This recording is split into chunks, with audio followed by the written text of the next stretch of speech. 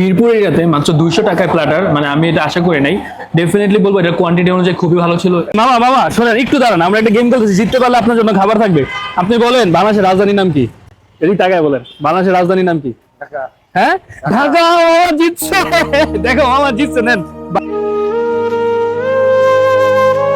আমার কাছে 20 টাকা আছে, হ্যাঁ, এখন যদি কাউরে 2 টাকা দিয়ে দেয় আমার কাছে কয় টাকা থাকবে? 18 টাকা হলো, জিতছে আমার জন্য বার্গার।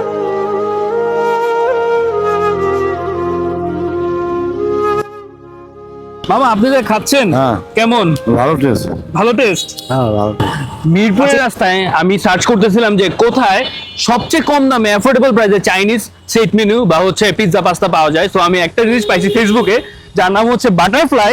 এই রেস্টুরেন্টটা খুবই নতুন হয়েছে, এন্ড তাদের মানে সবকিছু ফুড খুবই অ্যাফোর্ডেবল। গাইস বলছি না অ্যাফোর্ডেবল, এইটার প্রাইস মাত্র 200 টাকা। সো সেট মেনু আপনি মিরপুরে পাচ্ছেন 200 টাকায়। এখানে দিছে ফ্রাইড রাইস, এদিকে দিছে হচ্ছে লেমন গ্রাস এন্ড চিকেন, এদিকে ভেজিটেবল, এদিকে কসলো। কিন্তু রাইসের কোয়ান্টিটি ভালো দিছে। আমি একটু রাইসটা চিকেন দিয়ে খাই দেখি। চিকেনের মধ্যে লেমন গ্রাস ইউজ করাতে মানে লেবু পাতার যে ফ্লেভারটা আছে না, ওটা খুব ভালোভাবে পাওয়া যাচ্ছে। দিস ইজ ডিফারেন্ট, সো এটা আমার ভালো লাগছে। 200 টাকায় না কোয়ান্টিটি হিসাবে অনেক দিচ্ছে। আচ্ছা আমি একটু কসলো দিয়ে খাই। মিরপুর এরিয়াতে মাত্র 200 টাকায় প্ল্যাটার, মানে আমি এটা আশা করি নাই। ডেফিনেটলি বলবো এটা কোয়ান্টিটি অনুযায়ী খুবই ভালো ছিল। এরকম অ্যাম্বিয়েন্সে বসে এই প্ল্যাটারটা আমার কিন্তু বেশ ভালো লাগছে। ইফ ইউ ওয়ান্ট আপনি কিন্তু ট্রাই করতে পারেন। এটা হচ্ছে ওভেন বেক পাস্তা, এটাও খুবই অ্যাফোর্ডেবল, মাত্র 200 প্লাস মনে হয়, 250 সামথিং। ওকে, বিসমিল্লাহ। এখানে ওরকম বারবিকিউর ফ্লেভার আমি পাচ্ছি না।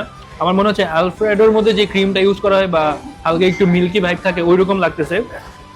পাস্তার টেস্ট ভালো, বাট আমার মনে হচ্ছে না এটা বারবিকিউ পাস্তা খাচ্ছি আমি।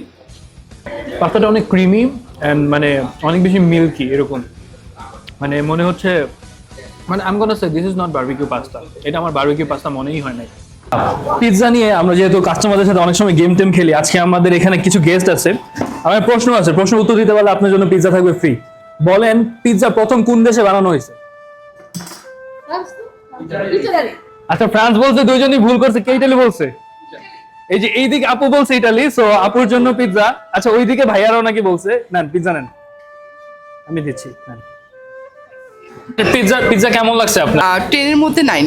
10 এর মধ্যে 9? জি সিরিয়াসলি? সিরিয়াসলি। এইদিকে না তারা হচ্ছে ফ্রান্স বলছে, ইট ডাজন্ট মিন যে তারা হারছে। তাদের জন্য গিফট থাকবে। প্লিজ আপনারাও পিৎজা নিয়ে নেন, নিয়ে নেন, নেন নেন।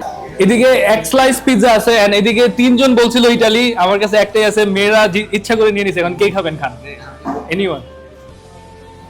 এই ফ্রেশ জুসটা কিন্তু অনেক রিফ্রেশিং। সো যারা